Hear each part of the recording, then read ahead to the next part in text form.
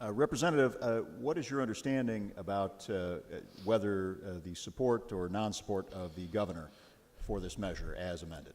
My understanding, and I was told he's going to sign this bill as long as them amendments were adopted, which we adopted, and they were part of this bill, that the governor is going to sign this bill.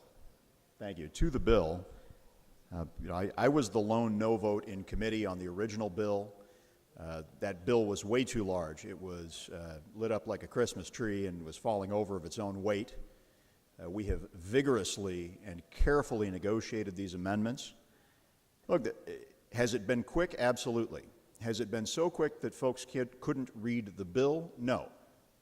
Every single person in this chamber can have read every single amendment and every page of every amendment.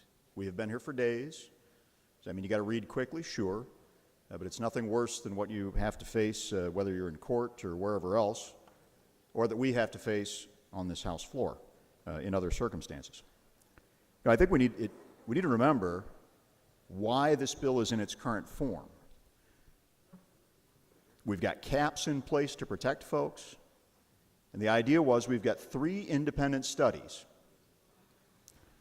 One by this House, which was represented by the leader, looking at hundreds of millions of dollars in rate increases.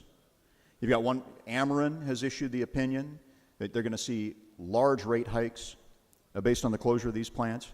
And then the third, and really for me the most compelling, is from the Illinois retail merchants. They don't have an axe to grind. They pay electric rates the same as residents will pay, small and mid-sized businesses. And I believe their number was over $360 million rate increase, guaranteed if we shut these plants down. Now, there's a disagreement. There's a range, a couple $100 million up to 360 or more. But everybody agrees. Everybody who's put a study together, put their name on the study, and shown their work agrees that the rates are going way, way up. Now, here's the problem. We're all politicians. I'm sorry if that's an insult to anybody, but we are. And as politicians, it's easiest to do nothing. But folks, we've seen it. The storm's coming. The storm's coming. And we can say, well, you know, maybe my house isn't going to get hit too hard. Maybe won't destroy it.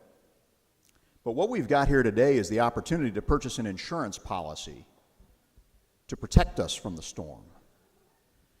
And so as I read this bill and I understand the bill, we have capped these zero emissions credits at a level that is lower than any of the studies' estimated rates of increase. Those 2 studies that we've got, the one that we commissioned, the one that IRMA, a totally independent agency, commissioned.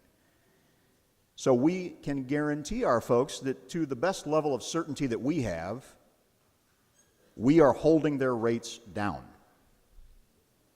You know, there's another thing too. You know, we've got there are some issues that we haven't talked about. The renewable portfolio standard. We're spending hundreds of millions of dollars right now, and we are sending that money out to finance Iowa wind farms. Now, am I the biggest fan of renewable portfolio standard? Whatever. And I know my good conservative Republican colleagues, are not for it at all. Problem is, what I'm less for is wasting my money. And this bill will take those hundreds of millions of dollars we're spending out of state and bring it back to Illinois, and that will necessarily bring economic development to our state. It will be those clean jobs. I hate the term. I don't like all the euphemisms we use, but for heaven's sakes, a couple $100 million now being spent in Illinois that was being spent in Iowa is going to help us. And it's not, we're diminishing the waste there.